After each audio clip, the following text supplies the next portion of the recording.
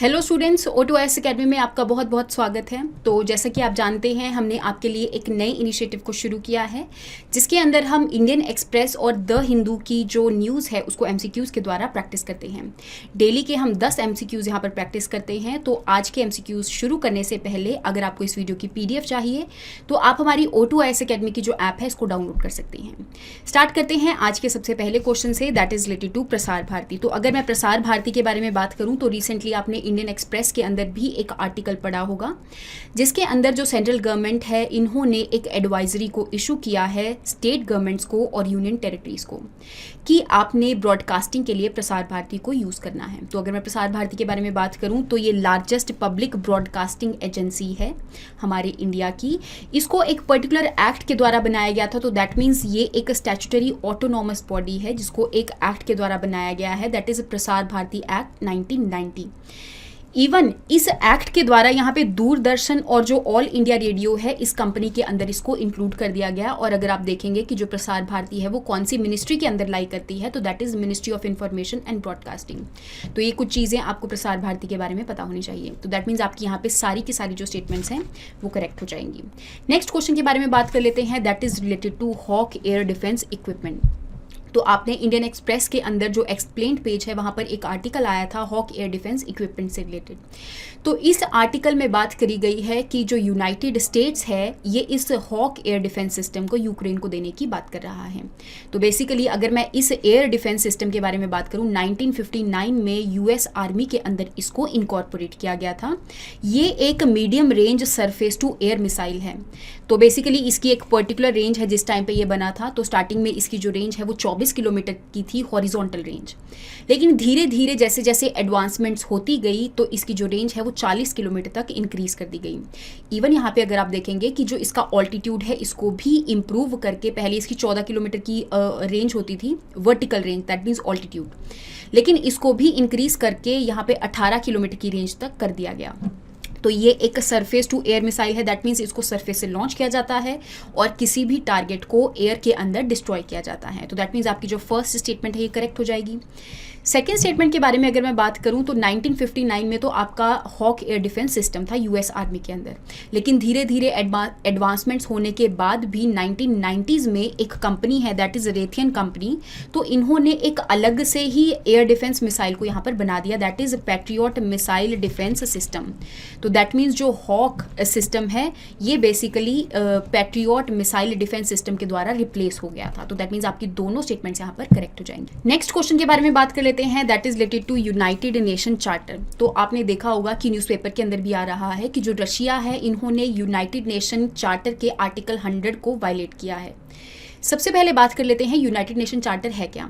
तो बेसिकली ये जो चार्टर है ये एक इंटरनेशनल ट्रीटी है जो कि यूनाइटेड नेशंस इसको लेकर आया था, 1945 में आई थी और 26 जून को आई थी। सैन फ्रांसिस्को के अंदर इसको लाया गया था और अल्टीमेटली 24 अक्टूबर को इसको इन्फोर्स किया गया था। तो दैट मीन्स आप देख सकते हैं रिसेंटली 24 अक्टूबर को ये इसीलिए भी न्यूज़ में था क्योंकि इसका इन्फोर्समेंट डे था उस दिन। इसके अलावा अगर मैं सेकंड स्टेटमेंट के बारे में बात करूं तो यूनाइटेड नेशन चार्टर जो है ये यूनाइटेड नेशन को कुछ पावर्स देता है रिगार्डिंग पर्टिकुलर इश्यूज़ को सॉल्व करने के लिए। और इवन यहाँ आप देखेंगे कि अलग अलग जो इश्यूज़ चल रहे हैं आसपास ग्लोबली उनको भी रिजॉल्व करने की बात करता है यूनाइटेड नेशन चार्टर। तो ये कुछ चीज़ें इसके अंदर इंक्लूड करी गई हैं। अगर मैं article 100 of United Nation charter के बारे में बात करूँ तो ये बात करता है कि जो सिक्योरिटी काउंसिल है और जो सेक्रेटरीट है, हर एक यूनाइटेड नेशन चार्टर का जो मेंबर है वो इन सिक्योरिटी काउंसिल को और सेक्रेटरीट को रिस्पेक्ट करेगा। तो दैट मीन्स आपकी जो सेकंड और फर्स्ट स्टेटमेंट है दोनों करेक्ट हो जाएंगी। आपका आंसर बनेगा बोथ 1 and 2। नेक्स्ट क्वेश्चन के बारे में बात कर लेते हैं, that is related to dirty bomb. तो आपने देखा होगा कि जो रशिया है वो यूक्रेन के ऊपर क्लेम डाल रहा है कि बेसिकली ये डर्टी बॉम्ब को यूज़ कर रही है। अब बात कर लेते हैं कि डर्टी बॉम्ब है क्या। तो आपको पता होगा कि एक होता है न्यूक्लियर बॉम्ब जिसके अंदर जो भी मटेरियल है रिफाइंड न्यूक्लियर मटेरियल को यूज़ किया जाता है इस बॉम्ब के अंदर। दूसरी तरफ अगर मैं डर्टी बॉम्ब के बारे में बात करूं, हालांकि इस डर्टी बॉम्ब के अंदर न्यूक्लियर मटेरियल को तो यूज़ किया जाता है जैसे कि यूरेनियम वगैरह हो गया, लेकिन ये जो रेडियो एक्टिव मटेरियल होता है ये रिफाइंड नहीं होता। अगर रिफाइंड नहीं है दैट मीन्स इसको बनाना बहुत ही ज़्यादा क्विक है और इसको बनाना बहुत ही ज़्यादा चीप है, तो एक्सपेंसिव नहीं है। पहली बात तो यहाँ पे जो सेकंड स्टेटमेंट है वो इनकरेक्ट हो जाएगी।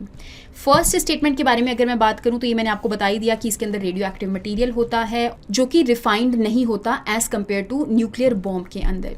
और इवन अगर आप यहाँ पर देखेंगे कि जो डर्टी बॉम्ब होता है उसके अंदर अलग अलग रेडियो मटेरियल्स को यूज़ किया जाता है जो कि हॉस्पिटल से आते हैं या फिर जो न्यूक्लियर पावर प्लांट से कलेक्ट किए जाते हैं। तो जो बचे कुछ रेजिड्यूज़ हैं, मटेरियल्स हैं, उसको इस डर्टी बॉम्ब के अंदर इंक्लूड कर दिया जाता है। इवन यहाँ पे आप देखेंगे कि जो डर्टी बॉम्ब है उसको हम रेडियोलॉजिकल डिस्पर्सल डिवाइस के नाम से भी जानते हैं। तो दैट मीन्स आपकी यहाँ पे फर्स्ट स्टेटमेंट करेक्ट हो जाएगी and second one is incorrect.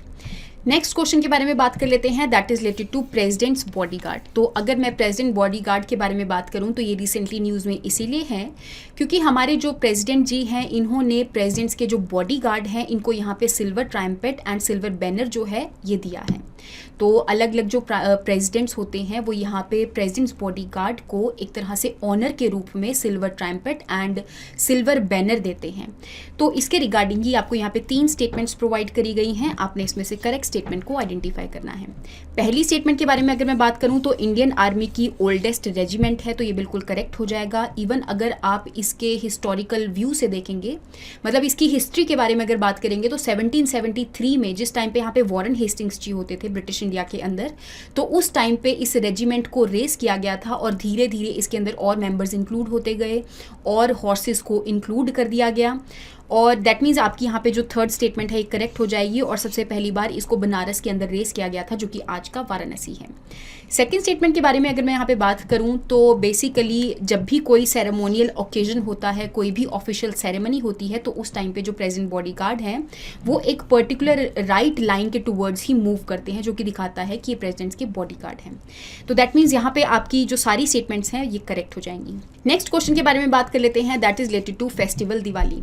तो आई होप आपने सबने अच्छे से दिवाली को सेलिब्रेट कर लिया होगा और यहाँ पे इन्वायरमेंट का भी उतना ही ध्यान रखा होगा। तो अगर मैं दिवाली फेस्टिवल के बारे में बात करूँ तो ये एक पर्टिकुलर जो हिंदू मंथ है, दैट इज़ कार्तिक मंथ की अमावस्या को फॉल करता है दिवाली।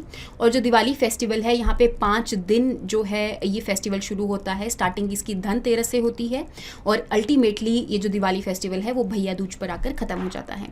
तो यहाँ पे हमारी कंट्री के अंदर भी जो अलग अलग रीजन्स है यहाँ पर भी आपको कई वेरिएशंस देखने को मिलेगी दिवाली फेस्टिवल के रिगार्डिंग।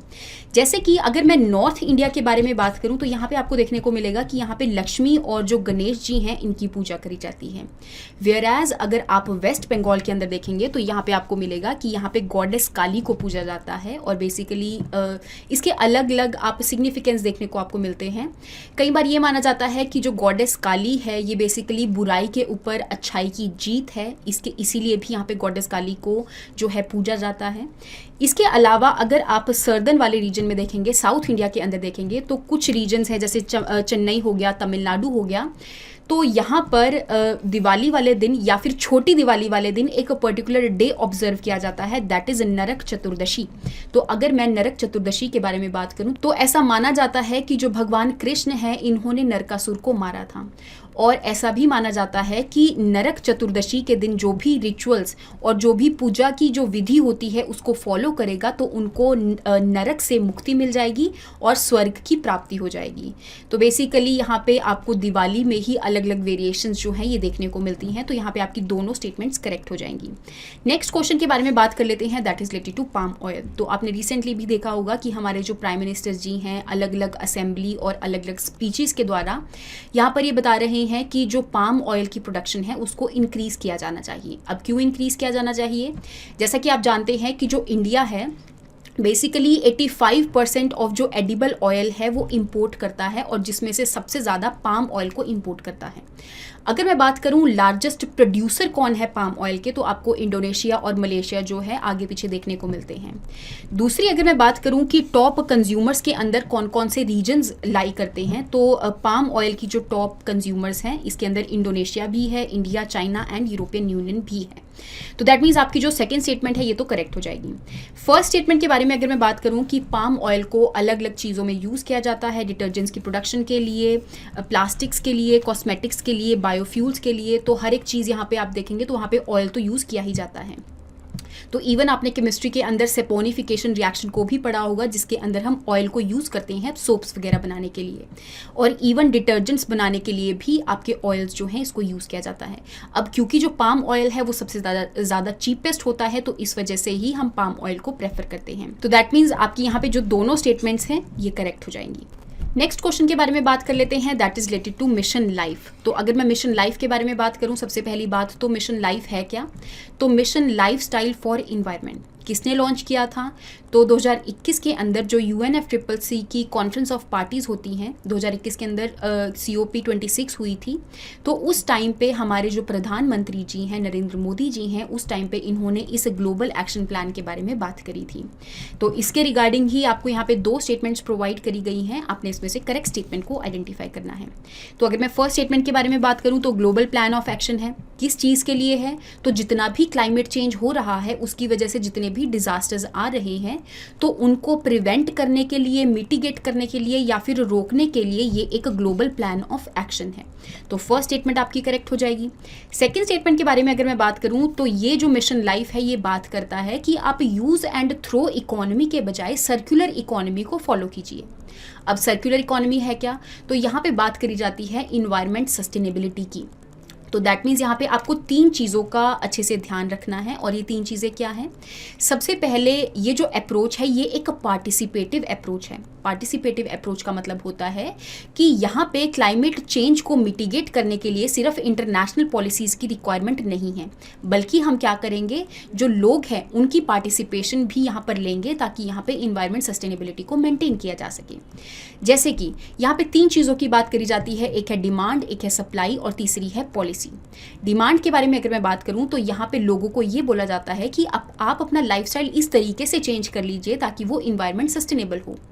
तो क्योंकि आपका ऐसा लाइफस्टाइल है तो उसकी वजह से जो भी आपकी प्रोडक्ट की रिक्वायरमेंट है तो वो जो है वो इंडस्ट्रीज़ फुलफिल करेंगी। तो यहाँ पे जो इंडस्ट्रीज़ हैं वो ऐसे प्रोडक्ट्स को सप्लाई करेंगी जो कि इन्वायरमेंट सस्टेनेबल होंगे। तो दैट मीन्स आपकी डिमांड भी इन्वायरमेंट सस्टेनेबल थी, जो सप्लाई है ये भी इन्वायरमेंट सस्टेनेबल हो गई। और तीसरी बात है कि क्लाइमेट चेंज को और मिटिगेट करने के लिए यहाँ पे जो सरकारें हैं, जो गवर्नमेंट्स हैं या फिर जो कंट्रीज़ हैं, वो अलग अलग पॉलिसीज़ लेकर आएंगी क्लाइमेट चेंज को प्रिवेंट करने के लिए। तो इन तीनों चीज़ों की यहाँ पर बात करी जाती है। तो दैट मीन्स आपकी यहाँ पे दोनों स्टेटमेंट्स जो हैं ये करेक्ट हो जाएंगी। नेक्स्ट क्वेश्चन के बारे में बात कर लेते हैं, दैट इज रिलेटेड टू नोआ। अब नोआ है क्या? National oceanic and atmospheric administration. तो ये बेसिकली जो नोआ है ये यूनाइटेड नेशन की एक गवर्नमेंट एजेंसी है। इंडिया की ये गवर्नमेंट एजेंसी नहीं है, जो कि 1970 में इसको बनाया गया था। तो दैट मीन्स आपकी जो फर्स्ट स्टेटमेंट है ये इनकरेक्ट हो जाएगी, क्योंकि यहाँ पे US आना चाहिए। सेकेंड स्टेटमेंट के बारे में अगर मैं बात करूं तो जो नोआ है रिसेंटली न्यूज़ में इसीलिए है क्योंकि इन्होंने बताया है कि एंटार्क्टिका के ऊपर जो ओजोन होल है वो धीरे धीरे डिक्रीज करता जा रहा है। तो दैट मीन्स जो नोआ है ये अलग अलग रिपोर्ट्स और स्टडीज़ दिखाता है, न्यूज़पेपर्स और आपके न्यूज़ के अंदर दिखाता है, और अल्टीमेटली ये बात करते हैं ओशन, एटमॉस्फेयर और coastal regions of the earth के बारे में। उनके ऊपर ये अलग अलग रिपोर्ट्स और स्टडीज़ को लेकर आते हैं। तो दैट मीन्स यहाँ पे आपकी जो सेकेंड स्टेटमेंट है ये करेक्ट हो जाएगी। नेक्स्ट हम बात कर लेते हैं भूत कोला के बारे में। तो अगर मैं इसके बारे में बात करूं तो रिसेंटली आपने देखा होगा कि एक कंट्रोवर्सी चल रही है, एक मूवी आई है साउथ की, दैट इज़ कांतारा। तो इस मूवी के अंदर जो भूत कोला है उनके बारे में बात करी गई है। ये बेसिकली एक लोकल डीटी है जिनको वर्शिप किया जाता है। अब कहाँ पे वर्शिप किया जाता है तो स्पेशली अगर मैं उसके बारे में बात करूँ तो यहाँ पे जो टुलू स्पीकिंग लोग हैं ये इन डीटी को वर्शिप करते हैं। कौन से रीजन में इनको वर्शिप किया जाता है? कर्नाटका और केरला वाले रीजन में, जैसे कि कर्नाटका के दक्षिण कन्नड़ वाले रीजन में, उत्तर कन्नड़ वाले रीजन में और उडुपी डिस्ट्रिक्ट्स के अंदर। तो दैट मीन्स आपकी जो सेकेंड स्टेटमेंट है ये तो करेक्ट हो जाएगी। फर्स्ट स्टेटमेंट के बारे में अगर मैं यहाँ पर बात करूँ तो बेसिकली ये एक ऐसा एनिमिस्टिक रिचुअल डांस परफॉर्मेंस है जिसके अंदर जो भी इस डांस को परफॉर्म कर रहा होता है तो ऐसा माना जाता है कि थोड़ी देर के लिए इनके अंदर भगवान आ जाते हैं और अल्टीमेटली ये लोगों के जो दुख हैं उनको ख़त्म कर देते हैं, और जो भी आसपास चल रहा है, जो भी प्रॉब्लम्स चल रही हैं, उनका सल्यूशन अगर किसी को चाहिए तो वो इनसे ले सकते हैं। तो आपने देखा होगा कि रिसेंटली न्यूज़ में इसलिए था क्योंकि इस मूवी के जो डायरेक्टर हैं और एक्टर भी हैं, दैट इज़ ऋषभ शेट्टी जी, तो इन्होंने इसको बताया था कि ये एक हिंदू रिचुअल है। लेकिन वेयर एज एक और जो एक्टिविस्ट हैं जिनका नाम है चेतन, इन्होंने बोला कि ये हिंदू रिचुअल एक्चुअल के अंदर इंक्लूड नहीं किया जाता। तो इसके रिगार्डिंग एक कंट्रोवर्सी चल रही थी। तो आई होप आपको यहाँ पे भूत कोला के बारे में समझ में आया होगा, ये आपके एग्ज़ाम के अंदर भी पूछा जा सकता है। तो आई होप आपको यहाँ तक जो MCQs हैं उनके बारे में समझ में आया होगा। नेक्स्ट क्लास के अंदर हम नेक्स्ट MCQs के साथ मिलेंगे। Thank you so much and have a nice day.